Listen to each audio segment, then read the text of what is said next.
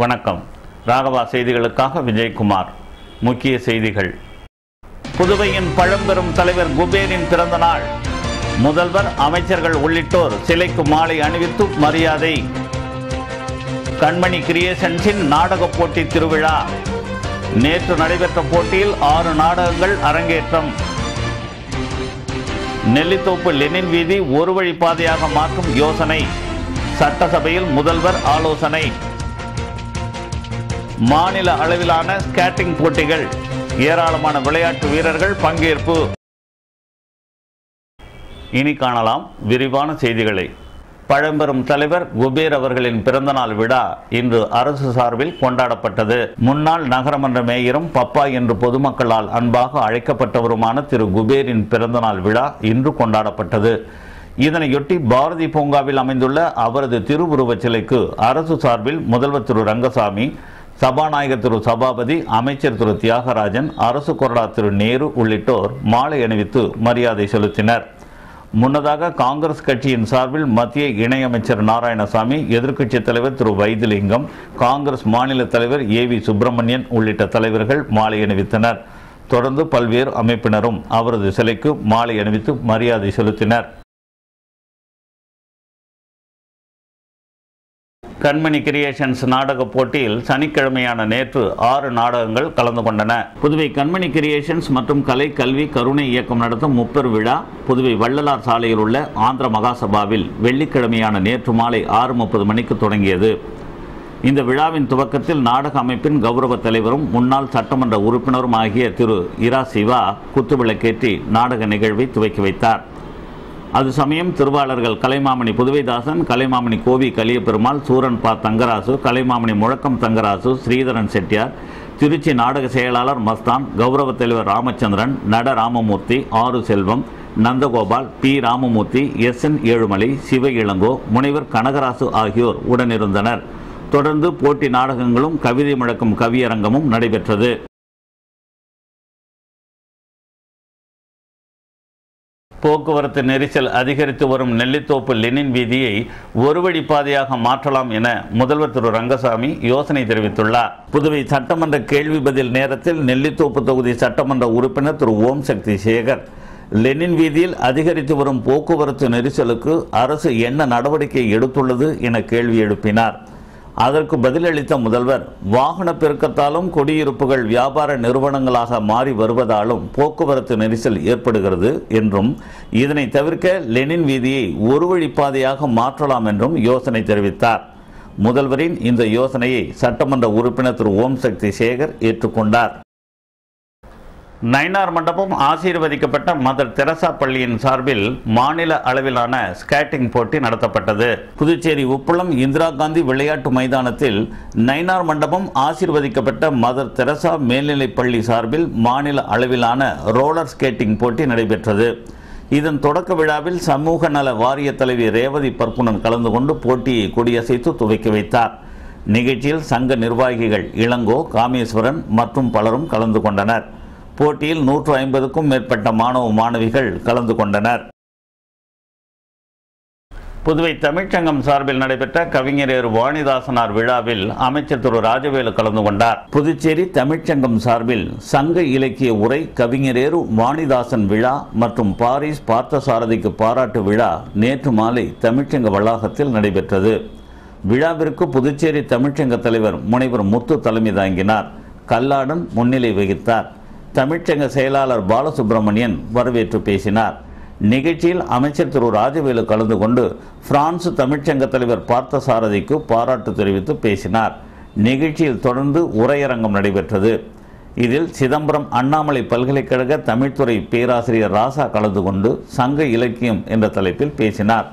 தொடர்ந்து கவிஞர் வாணிதாசன் என்ற தலைப்பில் பாட்டரங்கமும் நடைபெற்றது. முடிவில் கஸ்தூரி நன்றி கூறினார்.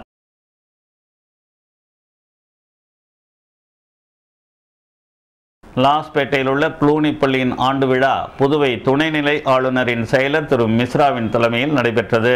க்ளூனி மேல்நிலைப்பள்ளி ஆண்டு விழா நேற்று நடைபெற்றது. கவர்னரின் செயலர் மிஸ்ரா தலைமை தாங்கினார். பள்ளி முதல்வர் ரோசவி வரவேற்றார்.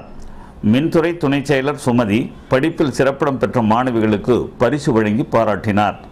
பணி ஓய்வு பெறும் ஆசிரியைகள் வல்சம்மா தாமஸ், ஆலிஸ் பேனி ஆண்டனி, டேசி ஜார்ஜ், பணியாளர் ராஜகோபால் மற்றும் வெள்ளி விழா காணும் ஆசிரியைகள் வேம்பு, நைனா, மேரி மேக்டலின் கலா ஆகியோர் கௌரவிக்கப்பட்டனர். 10ஆம் வகுப்பு +2 பொதுத் தேர்வில் மாநில அளவில் முதல் 3 இடங்களை பிடித்த குளூனி பள்ளி மாணவிகள் பாட வாரியாக முதலிடம் பெற்ற மாணவிகளுக்கு பரிசுகள் வழங்கப்பட்டன. இயற்கை வளங்கள் பாதுகாப்பு, எரிசக்தி சேமிப்பு, கணிதத்தின் மேன்மை, கூட்டுறவு நன்மைகளை சித்தரித்து விழிப்புணர்வு கலை நிகழ்ச்சிகள் நடைபெற்றன.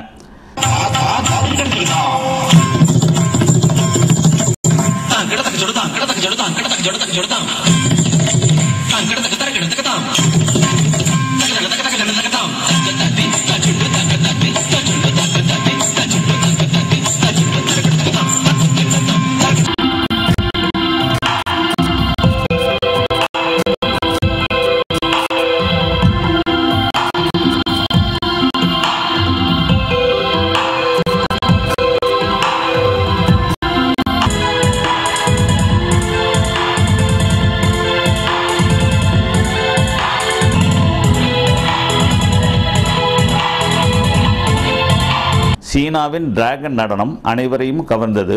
பள்ளி மாணவிகளின் துணைத் தலைவி ஜெஸ்லின் நன்றி கூறினார். புதுச்சேரி நாட்டு நலப்பணி திட்டத்தின் சார்பில் பசுமை மரங்கள் பாராட்டு விழா நடைபெற்றது.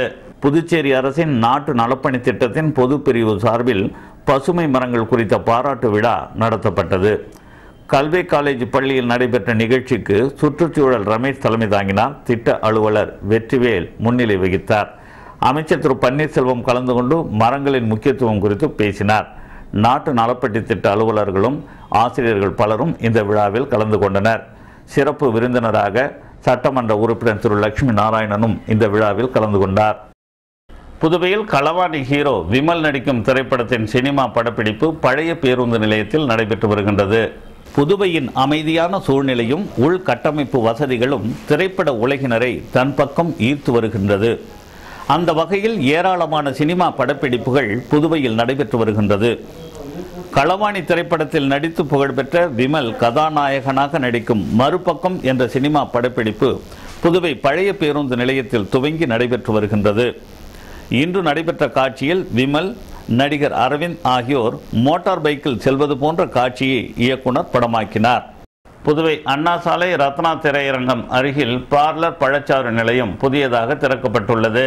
வெயிலின் தாக்கம் அதிகரிக்க தொடங்கியவுடன் மக்கள் நாடும் முதன்மை பொருளாக இருப்பது பழச்சாறுகள் தான். பக்க விளைவுகள் ஏற்படுத்தாத எளிமையான பானமாக இருப்பதாலேயே மக்களின் முதல் தேர்வு இந்த பழச்சாறு தான். அந்த வகையில் புதுவை மக்களின் தாகம் தீர்க்க வந்துள்ளது பார்லர் பழச்சாறு நிலையம். புதுவை அண்ணா சாலை ரத்னா திரையரங்கு அருகில் உருவாகியுள்ள இந்த நிலையத்தை திரு சம்பத்குமார் திறந்து வைத்தார். சிறப்பு விழா சலுகையாக இன்று வரும் வாடிக்கையாளர்கள் அன்லிமிட்டெட் முறையில் பழச்சாறு அருந்தலாம் என்றும் அறிவிக்கப்பட்டுள்ளது. இதனால் வாடிக்கையாளர் கூட்டம் கூடியுள்ளது.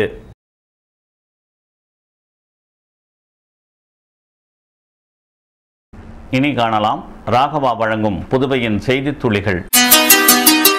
புதுவை 100 அடி சாலையில் ட்ரினிட்டி ஆசீர்வாத ஆரம்ப பள்ளியின் புதிய கட்டட திறப்பு விழா நடைபெற்றுள்ளது. காரைக்காலில் இருக்கும் கிளைச்சிறையில் போலீசார் நடத்திய அதிரடி சோதனையில் 2 செல்போன்கள் சிக்கியுள்ளன. படகு பழுதாகி நடுக்கடலில் தத்தளித்த 6 மீனவர்களை மரைன் போலீசார் காப்பாற்றி கரை சேர்த்தனர். வழிப்பறி செய்யும் நோக்கத்தில் ஊசுட்டேரி அருகே இருட்டில் பதுங்கியிருந்த 3 ரவுடிகளை போலீசார் சுற்றி வளைத்து கைது செய்துள்ளனர். ஜிப்மர் மருத்துவமனையில் சிகிச்சைக்கு கட்டணம் வசூலிப்பதை கண்டித்து ஜிப்மர் பாதுகாப்பு குழுவின் சார்பில் கண்டன ஆர்ப்பாட்டம் நடத்தப்பட்டது. காலாப்பட்டு செவாலியே செல்லான் அரசு மேல்நிலைப் பள்ளியில் போக்குவரத்து விழிப்புணர்வு நிகழ்ச்சி நடத்தப்பட்டது. விளக்கு பூஜை செய்துவிட்டு வீடு திரும்பிக் கொண்டிருந்த ஆசிரியர் மனைவியிடம் 3 பவுன் தங்கச்சங்கிலியை திருடிய மர்ம ஆசாமியை போலீசார் தேடி வருகின்றனர். முதல்வர் திரு ரங்கசாமியின் பிறந்த நாளை முன்னிட்டு நல உதவிகள் வழங்குவது குறித்து ஆலோசனை கூட்டம் மணவெளி தொகுதி என்ஆர் காங்கிரஸ் கட்சி சார்பில் நடைபெற்றது. இன்டெக்ரா நிறுவனத்தின் சார்பில் நடத்தப்பட்ட பிரீமியர் லீக் கிரிக்கெட் போட்டியில் TS டிராகன்ஸ் அணி கோப்பை வென்றுள்ளது.